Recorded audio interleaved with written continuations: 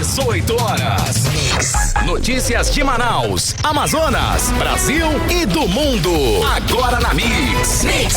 Boa noite, hein? Juntos mais uma vez em 100,7. Juntos mais uma vez aqui no melhor Mix do Brasil. São 6 horas e 1 minuto e nós estamos começando agora, hein? Mais uma edição do programa 18 horas. Eu e a Karime Leão. Boa noite, Karime. Eu e o Carlão. Nossa. Muito boa noite, Carlão. Boa noite para você sintonizado aqui em 100,7. Já começo agradecendo a sua companhia e um salve especial para quem nos acompanha nas redes sociais no @18 horas news. Boa noite, gente. Vamos aos destaques do programa 18 horas desta sexta-feira. Empresa indiciada na CPI da Saúde do Amazonas muda de nome para continuar fechando contratos com o governo do estado. Lideranças indígenas pressionam o governador Wilson Lima para afastar o diretor-presidente da Fundação Estadual do Índio, Zenilton de Souza, nomeado pelo próprio governador. Vamos falar também sobre as atualizações das buscas pelo indigenista brasileiro Bruno Araújo Pereira e o jornalista inglês o Dom Phillips. São 6 horas e 2 minutos, essas e outras notícias você confere, hein? Nós vamos juntos com você até às 7 da noite aqui no melhor Mix do Brasil. Mais uma edição do programa 18 horas. Hoje é sexta, em sexta-feira. O mês é junho, dia 10 e o ano é 2022. Boa noite. 18 horas. Começamos o programa de hoje falando sobre mais uma denúncia na saúde do Amazonas.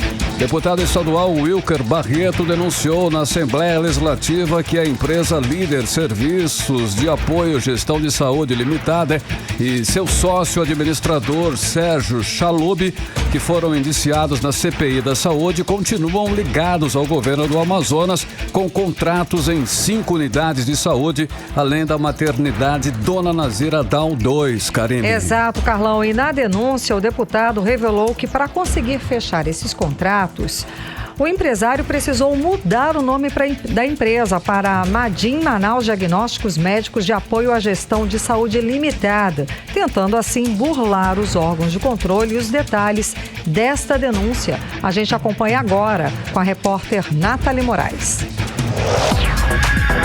Na tribuna da Assembleia Legislativa, o deputado estadual Wilker Barreto revelou que a empresa Madim Diagnóstico é registrada no mesmo CNPJ da antiga Líder Serviços, indiciada na CPI da Saúde pela prática de improbidade administrativa após fornecer ao Estado sem comprovar a capacidade técnica. Sérgio Chalub figurou na lista de indiciamentos pelos crimes de falsificação de documento público, falsidade ideológica, fraude à licitação e fraude a ato de licitação. No dia 2 de junho do ano passado, durante a deflagração da 4ª fase da Operação Sangria da Polícia Federal, o empresário Chalub também foi preso pela ação que investigou funcionários da Secretaria da Saúde que fizeram contratos fraudulentos para favorecer um grupo de empresários. De acordo com o portal da Transparência, a empresa Madim, antiga Líder, que presta serviços de lavagem à maternidade da Cidade Nova, Nazira Down, e tem contratos firmados também no Hospital e Pronto-Socorro 28 de Agosto, Dr. Platão Araújo, as Fundações de Medicina Tropical e Adriano Jorge, além do Pronto-Socorro da Criança da Zona Sul.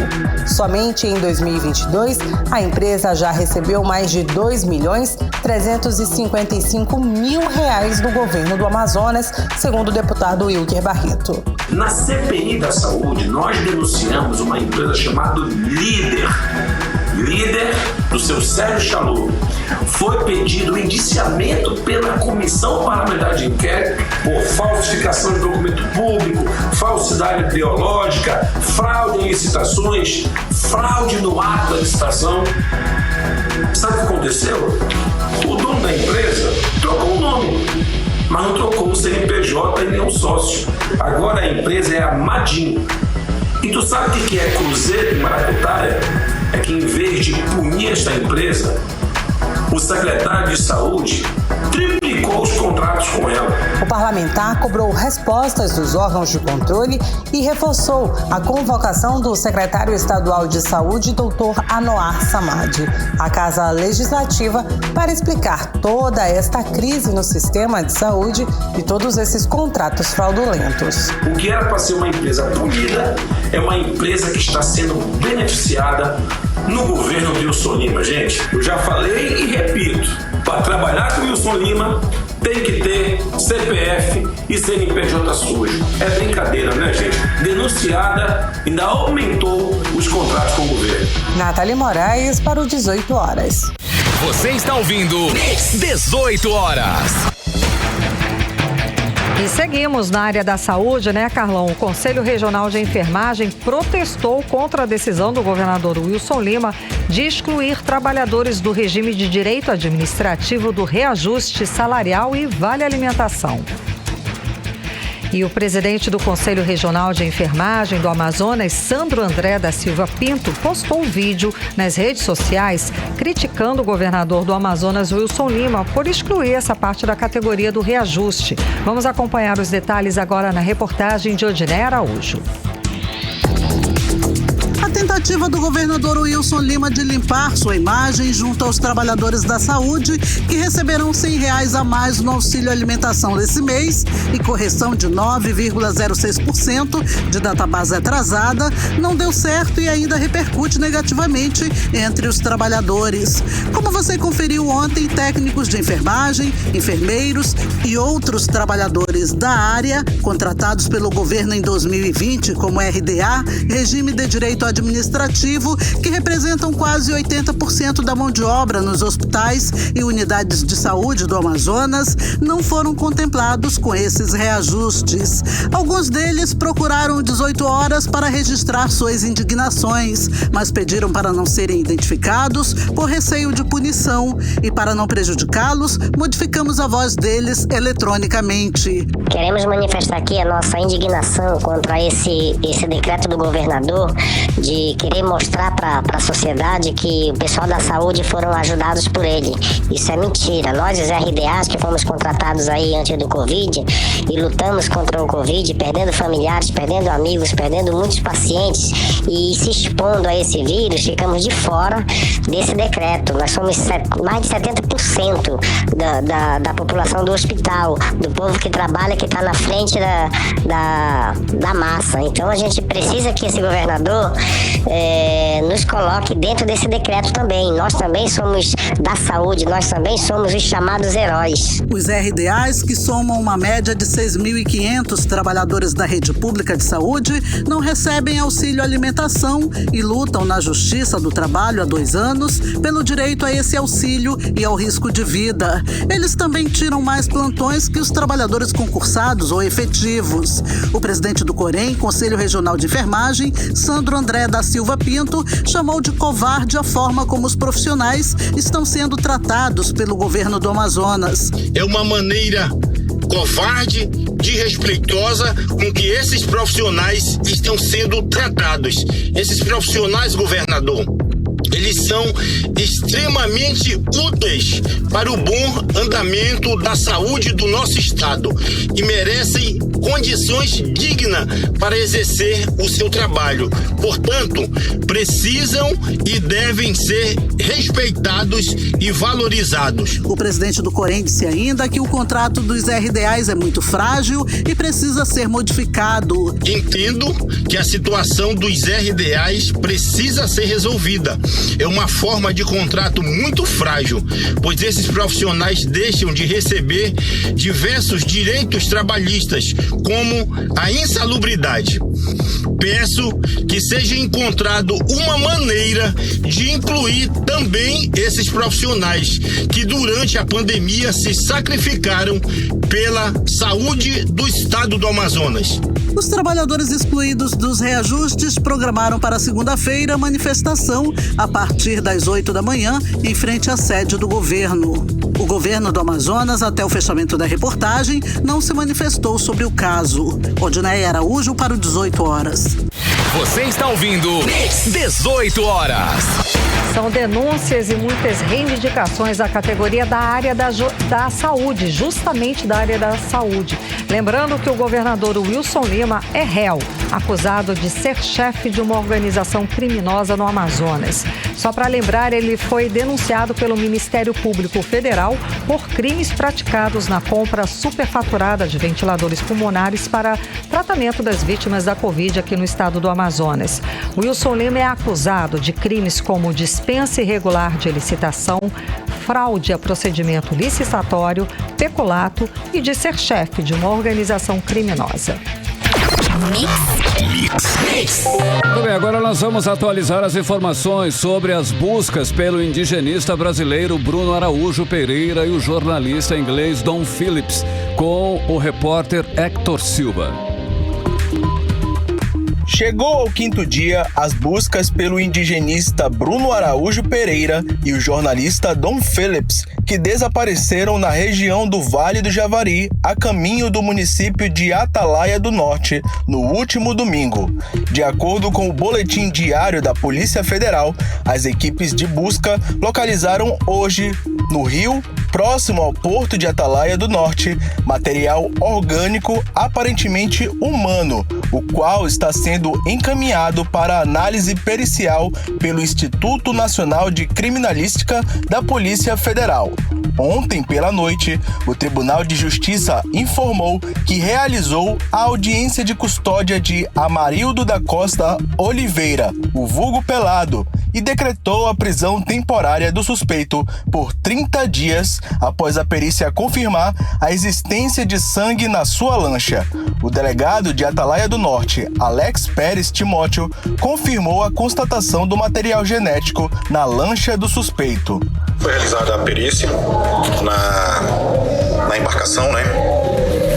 E foram encontrados vários vestígios de sangue, né? Resta saber, comprovar, é claro, com o laudo, se trata de sangue humano ou sangue de animal, né? Ainda não temos essa confirmação e, segundo a própria perita, o laudo sairá em tempo hábil. A polícia informou que as famílias de Bruno Araújo Pereira e Dom Phillips forneceram material genético para comparar se os vestígios de sangue encontrados na lancha são de fato do indigenista e do jornalista.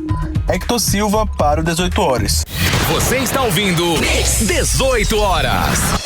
E a Polícia Federal disse ainda que os órgãos federais e estaduais reforçam o compromisso com a elucidação dos fatos e se empenham para que haja retorno o quanto antes dos senhores Bruno Pereira e Dom Phillips para seus entes queridos. A Agência da ONU para os Direitos Humanos criticou a lentidão das buscas e pediu ao governo brasileiro que redobre os recursos e esforços disponibilizados na operação.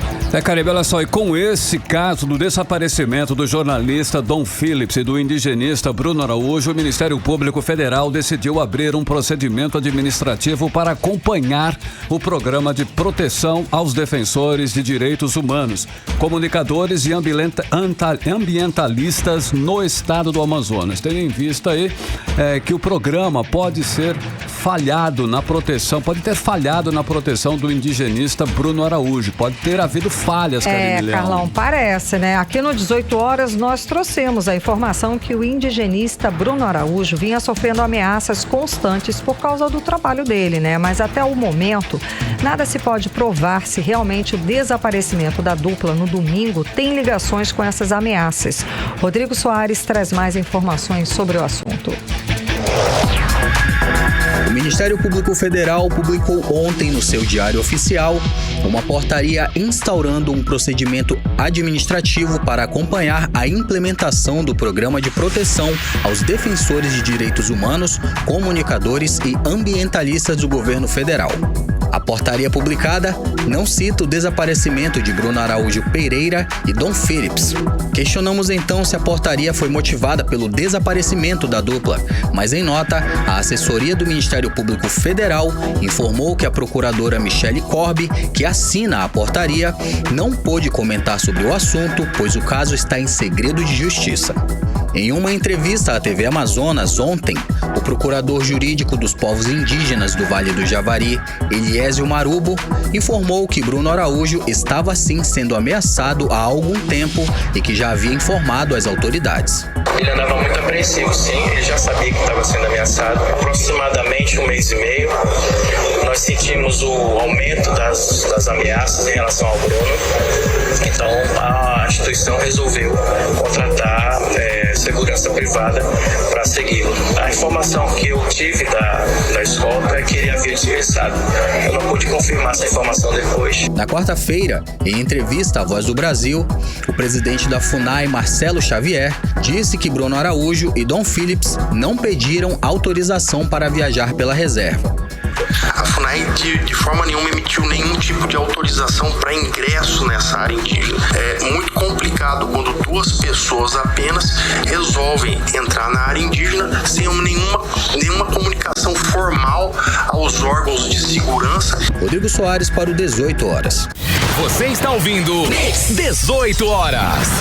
Olha só, inclusive o Ministério da Justiça e Segurança Pública autorizou o emprego da Força Nacional de Segurança Pública por 90 dias em apoio ao governo do estado do Amazonas para a Operação Arpão 1 no Médio Solimões. A decisão foi publicada no Diário Oficial da União desta sexta-feira hoje, Karime. Pois é, Carlão, só que olha, o reforço vai ser usado nas ações de combate ao crime organizado, ao narcotráfico e aos crimes ambientais na calha do Rio Negro e Solimões. Só que no texto não cita absolutamente nada a respeito do desaparecimento do indigenista brasileiro Bruno Araújo e do jornalista inglês Dom Phillips na região de Atalaia do Norte. Agora são 6 horas e 17 minutos. Você é o melhor Mix do Brasil até às 7 da noite. Você acompanha os destaques do dia aqui em mais uma edição do programa 18 Horas. 18 Horas. Vamos agora para Brasília conversar com o nosso correspondente, o jornalista Carlos Eduardo Matos. Carlos Eduardo, boa noite. Então, começamos com novas decisões no Supremo Tribunal Federal que manteve a cassação do deputado federal bolsonarista Vandevan 90 por fake news. Então, explica pra gente essa nova decisão, né, Cadu? Caça, não caça, enfim. Vamos lá, Cadu, atualiza pra gente. Boa noite, Karime. Boa noite, Carlão. Boa noite, ouvintes do programa 18 Horas. Mais uma vez renovo meu pedido de desculpas por causa da minha voz. Tô roucaço por causa dessa gripe. Tá assolando mesmo, todo mundo aqui em Brasília. Inclusive, eu fui atestado hoje positivo para Covid. Eu e minha esposa estamos aqui isolados. Nossa, Cadu, então, e seu filhinho? Também é provável, né? Como não há exames, né? A gente está tentando ver com o pediatra o que a gente pode fazer para atestar. Mas é bem possível, não? Então, todos nós estamos isolados aqui em casa, cumprindo as regras, né? Até semana que vem a gente segue trabalhando daqui. Mas aqui em Brasília, Karime, só para você entender, Distrito Federal, o Distrito Federal tem o maior número de casos no Brasil de Covid-19. Está sendo chamada até de a quarta fase, né? Sim. A quarta pandemia. Já está sendo chamada de quarta fase da pandemia, assim, por conta do aumento do número de casos, inclusive testes positivos nas farmácias, no Brasil inteiro, né, Cadu? Exatamente, Karime. É uma situação que está ficando alarmante aqui em Brasília. E fomos acometidos desse vírus novamente. Mas vamos lá. Karime, jogo de xadrez bombando, viu? Piscou, perdeu, como você disse. Ela fala, tentando te atualizar aí. Dessa vez o STF devolveu o checkmate e decidiu por 3-2 da segunda turma do STF manter a cassação do deputado federal Vandevan 90, do estado de Sergipe, que havia sido cassado pelo TSE, o Tribunal Superior Eleitoral, por abuso de poder econômico e compra de votos nas eleições de 2018. Na semana passada, Vandevan 90 foi beneficiado com uma liminar do ministro Cássio Nunes Marques, que invalidou a decisão do colegiado do TSE e devolveu o mandato ao deputado. Essa decisão de Nunes Marques foi um golpe, principalmente no PT, que havia perdido uma cadeira na Câmara dos Deputados para o PL, o partido do presidente Jair Bolsonaro. Com essa reviravolta, o PT tem de volta a cadeira na Câmara, que pertence ao deputado Márcio Macedo, do estado de Sergipe também. Com isso, Karime, o STF reverteu as decisões do ministro Cássio Nunes Marques, que é o magistrado que faz parte do grupo bolsonarista. Vale lembrar que essa semana o STF também derrubou outra decisão de Nunes Marques, que havia devolvido o mandato de deputado estadual a Fernando Francischini, do estado do Paraná. Vamos aguardar e esperar a próxima jogada, né, Karime? E ainda falando sobre o Poder Judiciário, Karime e Carlão, hoje o TSE rejeitou 2 ações apresentadas pelo PT contra o presidente Jair Bolsonaro por crime eleitoral de propaganda antecipada ao realizar motociatas. O partido usou 2 eventos específicos, no caso, um em Cuiabá e outro na cidade de Rio Verde, no Goiás, estados onde Bolsonaro venceria as eleições com folga. Esses estados todos, nas pesquisas, votariam amplamente em Jair Bolsonaro. A questão, Karime, é que Bolsonaro não só fez as motociatas, ele também subiu em trios elétricos, fez discursos achincalhando o ex-presidente Lula, o que, na opinião do PT, caracterizam propaganda eleitoral antecipada. Ainda assim, o TSE rejeitou essas ações, levando em conta a questão da defesa do direito à voz, o direito à opinião democrática, e tudo que ele falou nesses discursos não caracteriza propaganda eleitoral antecipada. Agora, Karime, para finalizar o nosso loop pelo Poder Judiciário, a Câmara dos Deputados recebeu ao menos 16 projetos de lei e de projetos de decretos legislativos para reverter a decisão do Superior Tribunal de Justiça que permite os planos de saúde cobrirem apenas o que está previsto na lista de procedimentos da ANS, a Agência Nacional de Saúde, o chamado rol taxativo. A gente falou sobre esse assunto anteontem aqui no 18 Horas. Essa decisão do STJ beneficia as empresas de plano de saúde e dificulta ainda mais a vida das famílias que precisam dos planos de saúde para fazer tratamentos contínuos, como autismo, câncer, HIV, enfim. Interessante desse fato, Karime, é que parlamentares da ala do governo e da oposição estão juntos nessa, se mobilizando contra a decisão do STJ. Agora depende do presidente da Câmara, o deputado Arthur Lira, se ele vai colocar esses projetos em discussão e votação antes do recesso do meio do ano. Karime e Carlão. Ei, Cadu, olha só, parece que agora a Michele Bolsonaro não é mais a garota propaganda da campanha do marido, que é o presidente Jair Bolsonaro. O que aconteceu? Ela foi demitida? Demissão sumária? Carlão, minha voz, eu fico rindo aqui. Ô, Carlão, a gente antecipou aqui no 18 Horas que a primeira-dama, Michele Bolsonaro, seria uma espécie de garota propaganda da campanha do presidente Bolsonaro, com a árdua missão de se aproximar das mulheres e tentar reduzir a rejeição desse público ao candidato Bolsonaro. Todas as pesquisas até aqui publicadas apontam que boa parte da rejeição do presidente ao presidente Bolsonaro vem das mulheres. Pois bem, Carlão, deu ruim. Michele Bolsonaro voltou atrás e não gravou os vídeos do PL, o partido que ela se filiou no mês passado. Por causa disso, a missão ficou com a ex-ministra Flávia Arruda, daqui do Distrito Federal. Ela aceitou o desafio e gravou o vídeo que vai ao ar nesse sábado. Quanto a Michele Bolsonaro, Carlão, nos bastidores, a informação é de que ela teria recusado esse papel de protagonismo na campanha do marido. E ainda falando do PL, Carlão, o partido contratou uma empresa para fazer uma auditoria dos votos nessas eleições. É o Instituto Voto Legal, uma empresa criada no ano passado e que tem como proprietário o engenheiro Carlos Rocha, que é formado pelo ITA, o Instituto Tecnológico da Aeronáutica. O valor do contrato não foi informado pelo partido. Essa empresa foi contratada, Carlão, para fazer uma espécie de acompanhamento do processo eleitoral, antes, durante e depois do pleito, servindo como uma espécie de perícia que vai atestar se houve fraude ou não nas eleições. Vale ressaltar, Carlão, esse tal Instituto Voto Legal não tem o aval do TSE para prestar esse tipo de serviço. lá vem confusão, né, Carlão? E a gente segue falando do presidente Bolsonaro, que está em Los Angeles, Estados Unidos, participando da Cúpula das Américas. Ele fez um discurso hoje, menos acalorado, distante um pouco do viés ideológico, sobre o desaparecimento do jornalista inglês Don Phillips e do indigenista Bruno Pereira. O Bolsonaro, que havia dito ontem, né, que eles estavam se aventurando quando desapareceram, hoje ele mudou esse tom, mudou esse discurso e fez um outro bastante diferente na frente das câmeras, na frente para o mundo. Vamos ouvir o que ele disse. Desde o último domingo, quando tivemos a informação que 2 cidadãos, um britânico, Don Phillips, e um brasileiro, Bruno Araújo, desapareceram na região do Vale do Javari.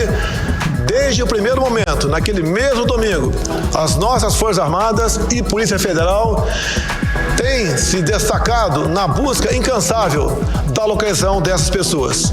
Pedimos a Deus que sejam encontrados com vidas. Você está ouvindo 18 horas. Tá aí a fala do presidente Jair Bolsonaro a respeito das buscas, né, do desaparecimento, uma fala bem diferente do que ele disse essa semana, ainda foi ontem, né? Ou anteontem. Foi ontem, ele disse que eles foram mal, se aventurar numa área perigosa. Repercutiu mal. Repercutiu muito mal e agora ele fez essa correção até que justa, né? Sim. Porque ele está sendo pressionado pelo mundo inteiro, principalmente pela ONU, como você disse, né, Karime? Que a ONU aí fez uma pressão danada e ele precisou fazer essa resposta num tom bem diplomático e nesse ponto ele acertou devidamente. Sim. Agora sim, né, Karime? Falando aí, vou falar agora do Paulinho da Força, esse que soltamos o áudio adiantado, peço até desculpas por isso.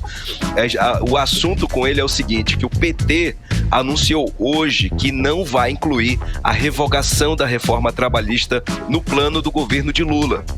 O partido informou hoje que entrou em um entendimento com o Partido Solidariedade, que é um partido de centro-esquerda e faz parte da aliança, dessa ampla aliança dos partidos de centro-esquerda e de esquerda que formam aí, que estão em volta do Partido dos Trabalhadores. O presidente nacional, Paulinho da Força, que ele vinha conversando com Lula para mudar esse ponto sob o risco de perder o apoio do mercado. Então a gente conversou com o Paulinho da Força, que ele explica que a questão não é revogar, e sim mudar alguns artigos. Agora sim, vamos ouvir, agora dentro desse contexto aí, Paulinho da Força, presidente nacional do Partido Solidariedade.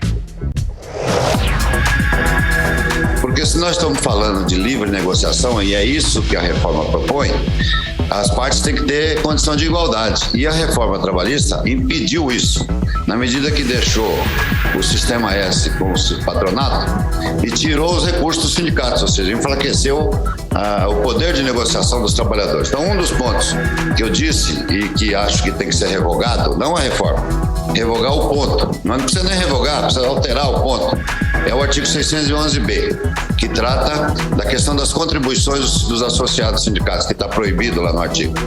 E a outra questão é a questão de terceirização. Hoje foi liberada geral essa terceirização e não funcionou, precarizou o trabalho. Então, são alguns pontos, estou levantando aqui 2 pontos que a gente tem tratado com Lula, e falei também com o Geraldo, que ninguém está querendo, a não ser grupos minoritários, inclusive no PT, ninguém está falando de revogar a reforma trabalhista. Nós queremos corrigir alguns pontos.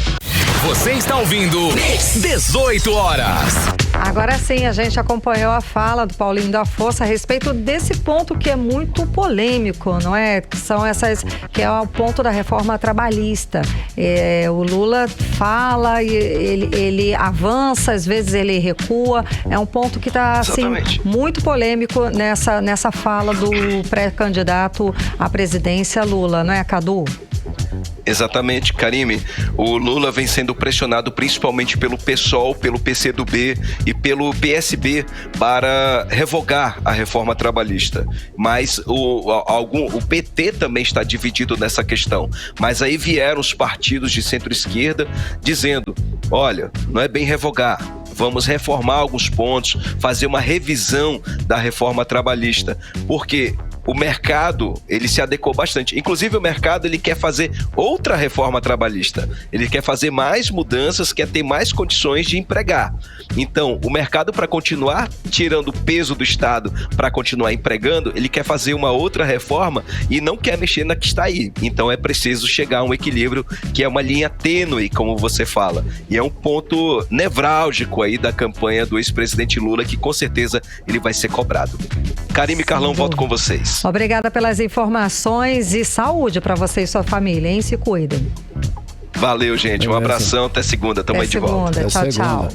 6h31, você era o melhor mix do Brasil. 18 horas. Olha só, daqui a pouquinho, aqui no 18 horas, você vai conferir o seguinte, hein? Lideranças indígenas pressionam o governador Wilson Lima para afastar o diretor-presidente da Fundação Estadual do Índio, Zenilton de Souza, nomeado pelo próprio governador. Esse é o nosso assunto em instantes. Mix. E agora, 6h31, nós vamos conferir a previsão do tempo, hein? Para esta noite de sexta-feira e já entrando aí na madrugada de sábado. Tempo e temperatura com Karime Leão. Previsão do tempo. Segundo informações do Clima Tempo, a previsão é de pancadas de chuva durante a noite e a madrugada. A mínima prevista é de 23 graus, a máxima não deve passar dos 32 graus. As chances de chuva são de 67% e a umidade relativa do ar fica entre 54% e 90%. Mix. Olha só, hein? O baixo índice de vacinação leva a Prefeitura de Manaus e o governo do Amazonas a promoverem o dia D de multivacinação neste sábado, amanhã, hein? Serão 99 postos de imunização contra o sarampo, a influenza e a paralisia infantil. E a repórter Odiné Araújo tem os detalhes pra gente.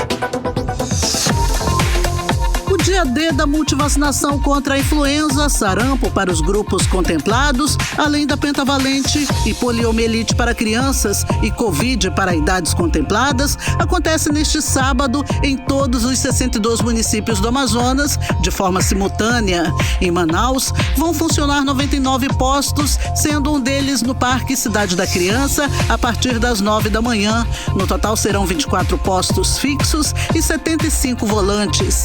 Todas as crianças com alguma dose atrasada do calendário básico serão atendidas. Já a vacinação contra o sarampo está liberada para crianças de 6 meses a menores de 5 anos e trabalhadores da saúde. A vacina contra a gripe está alcançando 17 grupos prioritários, entre eles idosos de 60 anos ou mais, crianças de 6 meses a menores de 5 anos, professores, trabalhadores da saúde, gestantes, mulheres que tiveram filho recentemente, pessoas com deficiência permanente, indígenas aldeados, forças de segurança e salvamento, entre outros.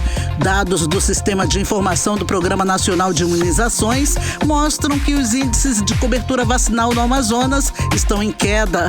Em 2019, o estado registrou cobertura de 79,80%. Em 2020, caiu para 65,14% e em 2021 foi de 60,16%.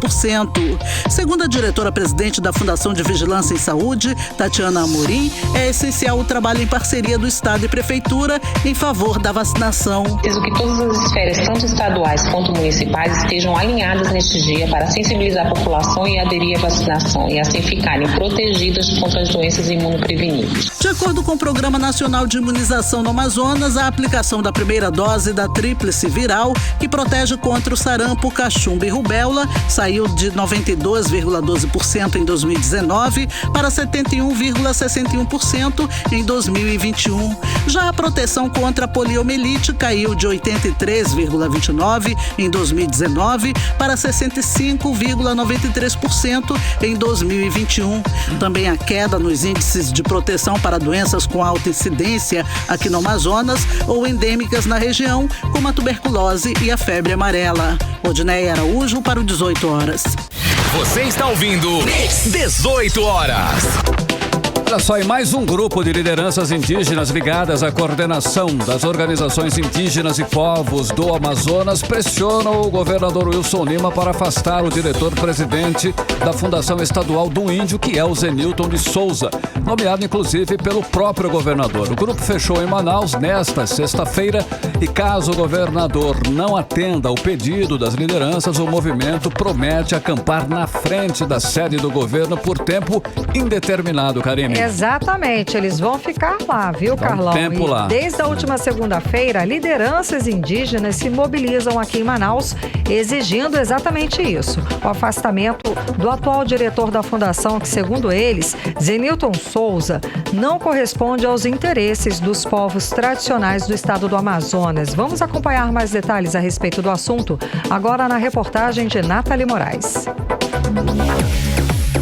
Desde a última segunda-feira, lideranças indígenas se mobilizam em Manaus, exigindo a substituição do atual diretor da Fundação Estadual do Índio, Zenilton de Souza Ferreira, por não corresponder aos interesses dos povos tradicionais aqui do estado. Segundo um dos membros do movimento, Cláudio Pereira, da etnia Mura e morador do município de Altazes, caso o governador Wilson Lima não atenda ao pleito, as pessoas que integram o movimento vão continuar acampados em frente à sede do governo do Amazonas por tempo indeterminado. Se o governador não atender a reivindicação nossa que tivemos segunda-feira em frente à Casa Civil, o Palácio do Governo, nós vamos voltar novamente com muita liderança, para se acampar em frente aí ao Palácio e só vamos sair de lá quando nós ter uma resposta definitiva que ele vai tirar o ex-presidente da FEI e o presidente da FEI e colocar o nome que está no documento que nós encaminhamos aí para o Zorra e ficou de ele passar por governador, por secretário-geral, não sei aí, entende? Mas eu creio que é pro governador. O governador que é o pai da criança, não é secretário não. O documento tem que chegar na mão do governador. O cacique Paulo Mendes, da etnia Ticuna e morador do município de Tabatinga, ressaltou que os indígenas esperam por uma resposta do governo do estado em razão do atual presidente não atender às políticas voltadas para os povos indígenas tradicionais. Paulo ressaltou que o movimento espera até hoje por um diálogo com o governador Wilson Lima. Entregando documento contra a Fundação Estadual do Índio, não a Fundação do Índio, mas o coordenador, o presidente coordenador da Fundação Estadual do Índio, e que nós não queremos mais a permanência dele porque ele não está correspondendo às nossas demandas. Nós estamos ali sendo discriminados por ele e nós queremos essa resposta hoje. O abaixo-assinado foi produzido pelas lideranças indígenas pedindo a substituição de Zenilton de Souza pelo líder Raimundo Alcinês Maricaua, da etnia Cocama. Nathalie Moraes para o 18 horas. Você está ouvindo 18 horas. Agora em Manaus, 6 horas e 39 minutos. Vamos conversar com a nossa repórter Artemisa Gadelha a respeito dos bastidores da política local. Muito boa noite, Artemisa. Então, você procurou a Prefeitura de Manaus para saber como vão ser investidos os empréstimos feitos na gestão de Davi Almeida. É um total de 500 milhões de reais, não é, Artemisa? A gente sabe para onde que vai todo esse dinheiro? Boa noite. Boa noite, Karine. Boa noite, Carlão. Boa noite a todos que estão acompanhando o programa 18 horas. Eu recebi as informações nesta manhã. Segundo a Prefeitura de Manaus, existe aí um planejamento de longo prazo para a transformação da capital amazonense. O valor é em torno de R$1 bilhão, englobando o período desde o ano passado até 2024. São diversos projetos em diferentes áreas, mais de 13 áreas, entre elas educação, saúde, mobilidade urbana e infraestrutura. Mas como que a Prefeitura vai realizar esses projetos, né? Ainda mais um projeto de transformação de uma cidade como Manaus, né? Capital, enfim, metrópole. A Prefeitura tem recursos por meio, a gente sabe aí, da arrecadação municipal, de convênios, de emendas, de parcerias com a iniciativa privada e de operações de crédito. Eu quero relembrar aqui, inclusive, Karime, Carlão e ouvintes, que o presidente Bolsonaro havia prometido, em 2021, ao prefeito de Manaus liberar verba de 1 bilhão e 100 milhões de reais para a capital amazonense. O recurso seria usado justamente nesse projeto de transformação da cidade. Mas houve aí, parece que uma ruptura, né, entre o presidente e o prefeito de Manaus, Davi Almeida, e aí a verba não foi mais liberada. Bom, para completar, a prefeitura precisa pagar em amortização cerca de 1,5 bilhão de reais em dívidas de gestões passadas. E aí que chegamos nos empréstimos atuais. O primeiro empréstimo da gestão de Davi foi feito ano passado, de 400 milhões de reais pelo Banco do Brasil. E o de 100 milhões de reais é pela Caixa Econômica Federal, só que ele ainda está em aprovação pela Câmara Municipal de Manaus. Bom, segundo a Prefeitura, os valores citados, somados, né, chegam a 500 milhões de reais também pelo convênio com o governo do estado do Amazonas. Os empréstimos serão somados a mais de 500 milhões em convênios com o governo do estado do Amazonas e ainda em emendas parlamentares. Eu conversei com o economista Mourão Júnior, que disse que o planejamento deve ser bem amarrado, viu? Vamos acompanhar então o economista Mourão Júnior. Tem que ser de uma maneira clara, primeiramente, aonde é que vai ser usado esse dinheiro, tá? Esse é um ponto fundamental, né? E que tenha toda uma clareza, né, com as licitações e tudo mais. O segundo ponto, né, é como é que está o índice de endividamento da prefeitura, né? Temos empréstimo de gestões anteriores. Você está ouvindo 18 horas. Ouvimos então o economista Mourão Júnior, só relembrando, né? Esse projeto é da ordem de 1 bilhão de reais, vai englobar aí, então, a verba do governo do estado, as emendas e os empréstimos. Então, a soma de tudo isso será aplicado aí na recuperação e manutenção viária da cidade. Tem o projeto Asfalta Manaus, que a gente tem visto, né, praticamente diariamente, aí o prefeito e o governador juntos nesse projeto. Também a construção de viadutos, né, a Bola do Produtor, ali a Avenida Rio Branco com a Avenida das Torres, o alargamento de vias, né, e passarelas de pedestres. Em urbanização, parques, tem o Parque dos Gigantes, que será construído, Mirante da Ilha de São Vicente e requalificação do Parque dos Bilhares. Ainda em habitação serão 120 unidades habitacionais e um CAPS, que é o Centro de Atenção Psicossocial. As unidades habitacionais e o CAPS serão integrados ao Parque dos Gigantes. Serão construídos na zona leste da cidade. Os recursos serão investidos em mobilidade e transporte, com investimentos no terminal rodoviário de integração T6 e ainda a construção do terminal T7, na aquisição também de ônibus elétricos, em obras de contenção e na reforma de feiras e mercados. Mas, para o vereador Rodrigo Guedes, essa fórmula adotada pela prefeitura é perigosa. Vamos acompanhar então. Então a Prefeitura de Manaus, infelizmente, caminha nesse sentido. Não reduz custos da máquina pública, não melhora a sua eficiência, não reduz custos, por exemplo, com publicidade, não reduz custos de cargos comissionados, né? Apenas contrai mais empréstimos para simplesmente endividar mais o município. Então é uma fórmula muito certa para dar errado. Você está ouvindo 18 horas. Ouvimos então o vereador Rodrigo Guedes, mas para o vereador Marcelo Serafim, do Avante, líder do prefeito na Câmara Municipal de Manaus, os empréstimos são necessários para os investimentos programados da cidade de Manaus, que nós já citamos nessa matéria. Eu perguntei para ele se o projeto dos 100 milhões de reais não estaria muito abrangente. Ele disse que sim, que que será para a área de infraestrutura. Mas aqui, se colocar projetos específicos demais, a Prefeitura acaba amarrando as demais decisões futuras. Sobre as dívidas passadas, a atual gestão vai reduzir a dívida bruta em 500 milhões de reais. Acho que agora ficou um pouquinho mais claro. Karime Carlão. É verdade, Artemis. Olha só, na noite de ontem, quinta-feira, o ex-prefeito de Manaus, Arthur Neto, que é inclusive pré-candidato ao Senado, ele comemorou 45 anos de vida pública. Durante o discurso, o ex-senador defendeu a Zona Franca de Manaus. Artemisa, conta pra gente aí os detalhes dessa comemoração. Pois é, Carlão, comemoração aí de 45 anos, né? 45 anos de vida pública e ele em mais uma defesa, como você falou, da Zona Franca de Manaus. Ele estava emocionado pelo reconhecimento do povo do Amazonas e afirmou que não deixará que a Zona Franca seja prejudicada.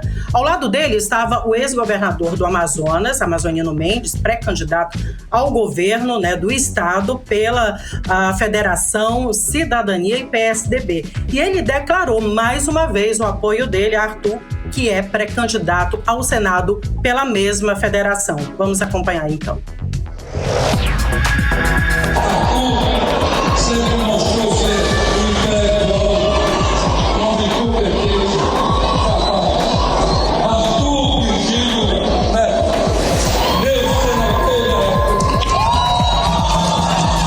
Você está ouvindo 18 horas. Arthur Neto foi homenageado pela população, apoiadores e familiares. Ele atualmente também é o presidente do PSDB no Amazonas. E quem está em Manaus é o presidente do PSOL. Ele cumpriu agenda com a Federação PSOL e Rede e declarou apoio ao presidente Lula. Vamos acompanhar. Nessa reunião nós definimos o apoio formal da nossa federação, do PSOL e da Rede, à pré-candidatura do ex-presidente Lula. Vamos integrar, inclusive, a coligação de partidos que o apoiam. Em relação ao pessoal do Amazonas, eu estou com uma grande expectativa. Vamos ter uma série de agendas hoje com os nossos companheiros e companheiras que são da direção estadual, com a nossa militância, com nossos pré-candidatos. Você está ouvindo 18 horas. O presidente do PSOL, Juliano Medeiros, ele foi acompanhado durante toda a agenda dele em Manaus pelo pré-candidato ao governo do Amazonas, Marcelo Amil. Karime Carlão.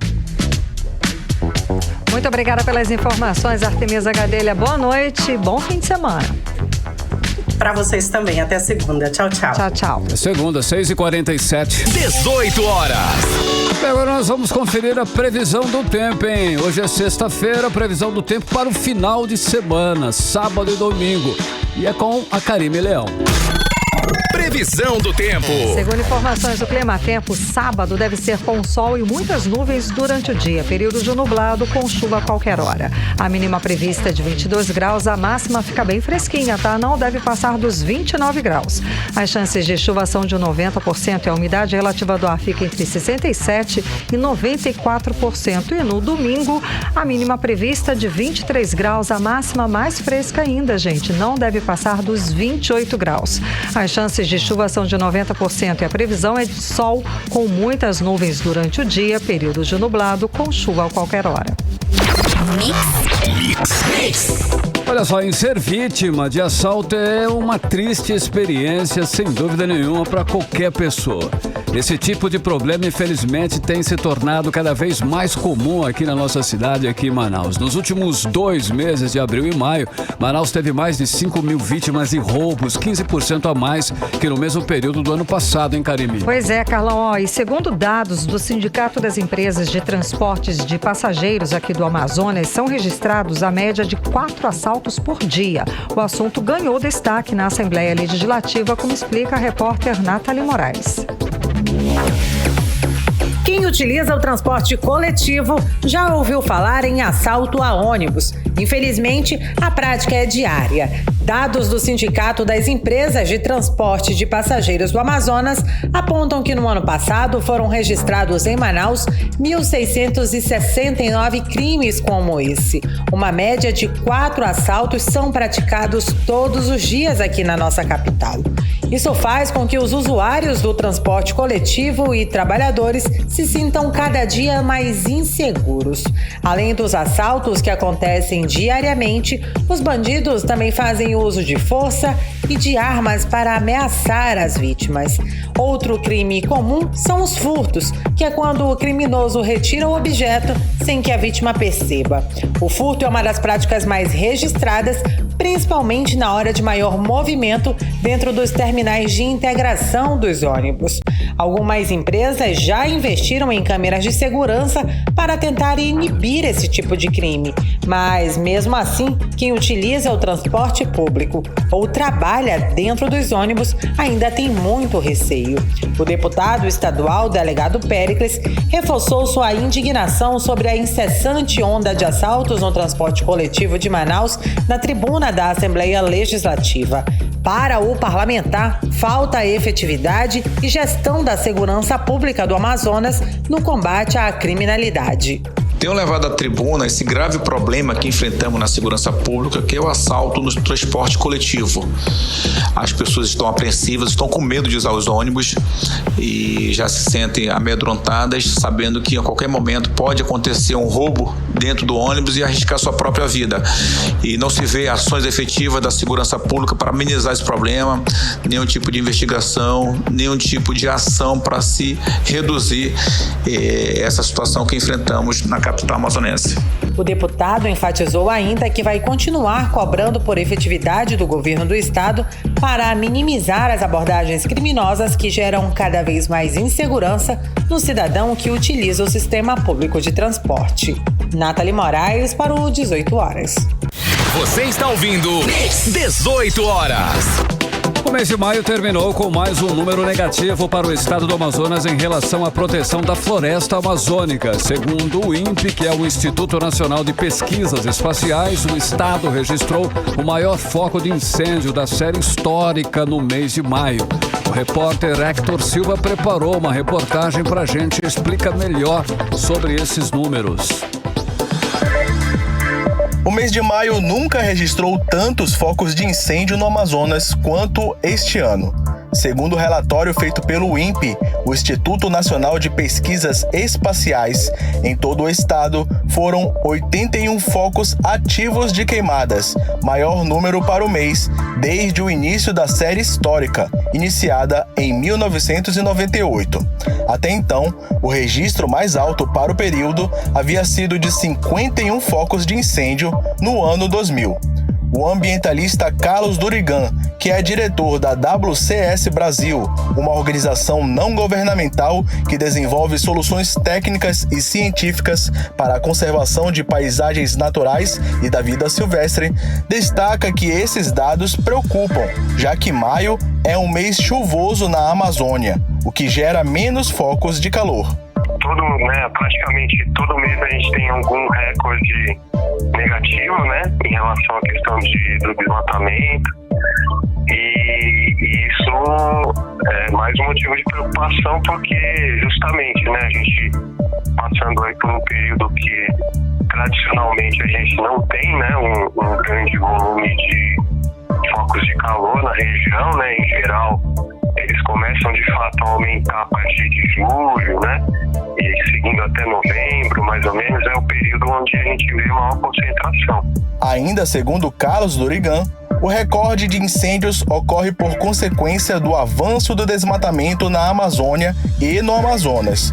Os dados do DETER, o Sistema de Detecção do Desmatamento em Tempo Real do INPE, apontam que entre janeiro e maio deste ano, o desflorestamento no estado do Amazonas devastou uma área de 872,72 quilômetros quadrados, extensão maior que a cidade de Goiânia, que é de 728,84 quilômetros quadrados. Nós já temos nos últimos meses registrado aumento do desmatamento, então o desmatamento segue aumentando mês a mês, mantendo recorde, E aí nós vemos agora o fogo, também aparecer como elemento.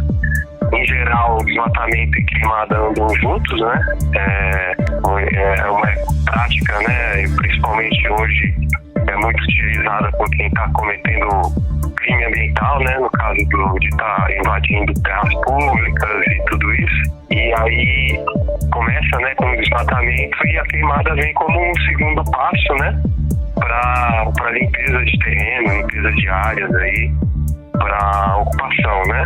Então isso é um motivo muito preocupante mesmo. Ainda na opinião de Dorigan, tanto o governo do Amazonas quanto o federal não têm usado instrumentos suficientes para reprimir esses crimes no estado. O que acontece é que a gente tem uma precariedade nos trabalhos, né, e nos serviços relacionados a comando e controle. Então, por mais que haja alguns esforços acontecendo, né, eles ainda são muito tímidos diante do desafio que nós temos, né? E tanto que a gente vê, né, que temos sempre ouvido por parte dos gestores, né, sejam eles federais e mesmo dos estados, que estão fazendo esse trabalho de combate, mas os números mostram o contrário, né? Que então nós temos um trabalho que se está sendo feito, está sendo feito de forma ineficiente. A reportagem do 18 Horas questionou o governo do Amazonas através da SEMA, a Secretaria de Estado de Meio Ambiente, sobre os números do INPE. Em nota, a secretaria informou que dos 81 focos de queimadas no estado em maio, 83% delas ocorreram em áreas da gestão federal, como terras indígenas, glebas federais, unidades de conservação federal e assentamentos federais. A nota afirma ainda que, mesmo assim, o combate às queimadas e desmatamento tem se intensificado por meio da Operação Integrada Tamoio-Tatá II, que foca nos municípios ao sul do Amazonas, considerados áreas com alto registro de ilícitos ambientais. A reportagem do 18 Horas procurou também o Ministério do Meio Ambiente, mas até o fechamento da reportagem não tivemos um retorno da assessoria de imprensa. Hector Silva para o 18 Horas. Você está ouvindo 18 Horas. Economia.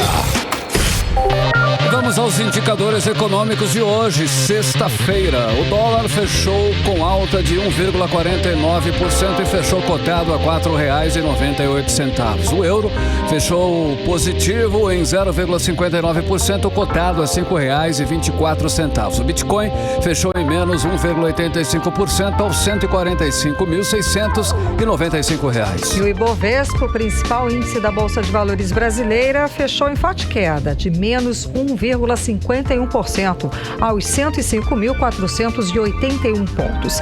E pesquisa do IBGE divulgada hoje, sexta-feira, revela que a renda média no Amazonas caiu nos 2 primeiros anos da pandemia. Os dados mostram que os moradores do Amazonas tiveram queda de 7,28% no rendimento médio entre os anos de 2020 para 2021.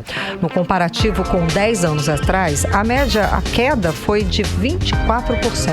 Karime, a pesquisa mostra ainda que os estados da região norte concentram a maior queda nacional no percentual de pessoas com rendimento na população. Ainda de acordo com o IBGE, o brasileiro teve queda recorde e é menor em 10 anos. Rendimento domiciliar per capita em todo o Brasil caiu ao menor nível desde o ano de 2012.